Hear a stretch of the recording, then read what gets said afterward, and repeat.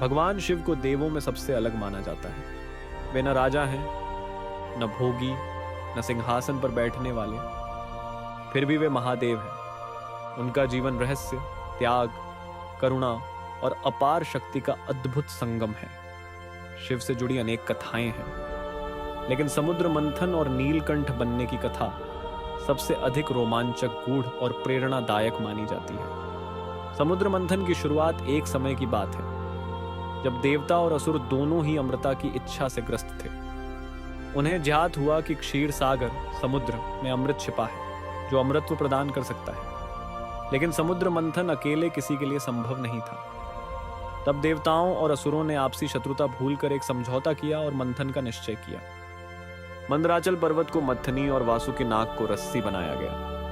भगवान विष्णु ने कूर्म अवतार लेकर पर्वत को सहारा दिया। मंथन आरंभ हुआ, लेकिन जैसे जैसे मंथन आगे बढ़ा वैसे वैसे भयंकर घटनाएं होने लगी। हलाहल विष का प्रकट होना समुद्र मंथन से सबसे पहले जो निकला वह था हलाहल विष। इतना भयंकर कि उसकी एक बूंद से ही तीनों लोक नष्ट हो सकते थे। विष की ज्वाला से आकाश चलने लगा, पृथ्वी कांपने लगी और समस्त प्राणी भयभीत हो गए। देवता और असुर दोनों घबरा गए, कोई भी उस विष को ग्रहण करने को तैयार नहीं था। संपूर्ण सृष्टि विनाश के कगार पर थी। देवताओं की शरण, भगवान शिव, अंततः सभी देवता भगवान शिव की शरण में पहुंचे। वे कैलाश पर्वत पर ध्यान मग्न थे, न किसी की चिंता, न संसार का मोह। देवताओं ने करुण पुकार करते हुए कहा, हे महादेव, यदि आप सहायता नहीं करेंगे तो सृष्टि नष्ट हो जाएगी। शिव ने नेत्र खोले। उन्होंने न कोई प्रश्न किया, न कोई शर्त रखी। वे सृष्टि की रक्षा के लिए तुरंत तैयार हो गए। शिव का महान त्याग। भगवान शिव ने उस भयानक हलाहल विष को अपने हाथ में लिया और पी लिया, लेकिन उन्होंने उसे पेट में नहीं जाने दिया, बल्कि अपने कंठ, गले में ही रोक लिया। विष की तीव्रता से उनका कंठ नीला पड़ गया और तभी से वे नीलकंठ कहलाए। यह केवल विष पीने की कथा नहीं है, यह उस व्यक्ति की कथा है जो दूसरों के लिए विष भी अमृत बना ले। माता पार्वती की भूमिका, जब माता पार्वती ने देखा कि विष शिव के कंठ में ठहरा है और उनका शरीर तपने लगा है, तो उन्होंने शिव का कंठ अपने हाथों से पकड़ लिया ताकि विष नीचे न जाए। यही कारण है कि शिव का कंठ नीला और शरीर भस्म से ढका हुआ दिखाया जाता है। यह प्रसंग दर्शाता है कि शक्ति, पार्वती और शिव अलग नहीं है।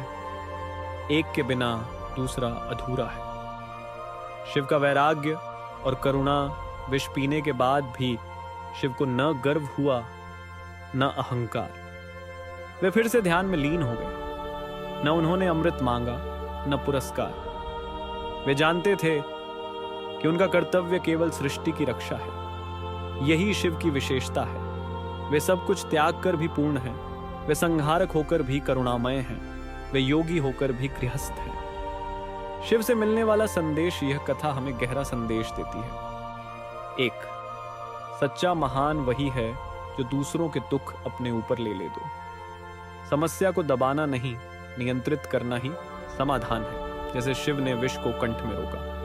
3, शक्ति और संयम साथ हों तो कोई भी विष विनाश नहीं कर सकता। 4, कर्तव्य बिना अपेक्षा के किया जाए, वही धर्म है शिव। केवल देव नहीं, जीवन दर्शन। भगवान शिव केवल एक देवता नहीं है, वे जीवन जीने की कला है। वे हमें सिखाते हैं कि कम में भी संतोष कैसे पाया जाए। वे बताते हैं कि ध्यान और मौन सबसे बड़ा बल है। वे दिखाते हैं कि क्रोध भी धर्म के लिए हो तो विनाश नहीं, संरक्षण करता है। निष्कर्ष, समुद्र मंथन की यह कथा केवल पौराणिक कहानी नहीं, बल्कि जीवन का आईना है। जब भी जीवन में विषैले हालात आएं, जब जिम्मेदारियां बोझ बन जाएं, तब शिव की तरह धैर्य, त्याग और संतुलन अपनाना चाहिए। इसीलिए कहा गया है, न शिव जैसा कोई दाता है, न शिव जैसा कोई त्यागी। हर हर महादेव।